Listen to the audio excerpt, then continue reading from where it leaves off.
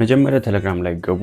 ከዛ አንደኛ ላይ ማሳያችሁ የሆነ ሰው የእናንተን አካውንት ሃክ ማድረግ ቢፈልግ ምን አይነት ሜሴጅ ይልካል፣ ምን አይነት ሊንክ ነው የእናንተ አካውንት እንዲጠለፍ የሚያደርገው የሚለውን አሳያችኋለሁ።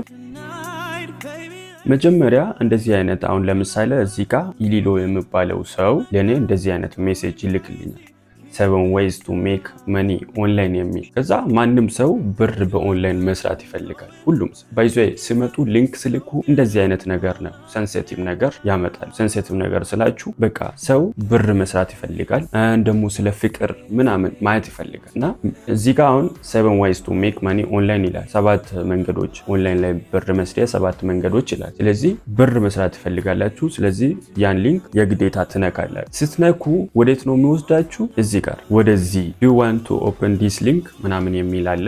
ኦፕን ትላላችሁ። ከዛ ኦፕን ስታደርጉ ወዴት ነው የሚወስዳችሁ? ቀጥታ ወደዚህ ፔጅ። ይሄ ፔጅ ምንድነው የሚለው? የቴሌግራም ዌብሳይት ነው። እዚህ ጋር ቼክ አድርጉ። ሳይን ኢን ቱ ቴሌግራም ይላል። ቴሌግራም ላይ ሳይን ኢን አድርጉ እያለቁ እዚህ ጋር አሁን የእናንተን ቴሌግራም አካውንት እነሱ ሊቆጣጠሩ ነው ማለት ነው። ስለዚህ ያ ማለት ምን ማለት ነው? እናንተ እዚህ ጋር ስልክ ቁጥር ስታስገቡ እነሱ እዛ ጋር የእናንተን ስልክ ቁጥር ያያሉ ማለት ነው። አሁን ደግሞ ስልክ ቁጥራችሁን ካስገባችሁ በኋላ ኮድ አስገባ ይላል።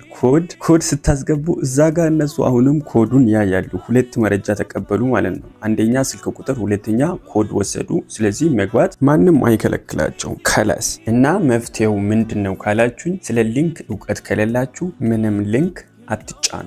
ምንም ክሊክ ማድረግ የለባችሁ። ሁለተኛ ደግሞ እንደዚህ አይነት ሳይን ኢን ቱ ቴሌግራም ምናምን የሚል ከሆነ ስልክ ቁጥር አስገባ ኦር ስልክ ቁጥርና ኮድ የሚጠይቅ ከሆነ እሱንም አትንኩ። እንደዚህ ካደረግን ማንም ሃክ ሊያደርገን አይችልም።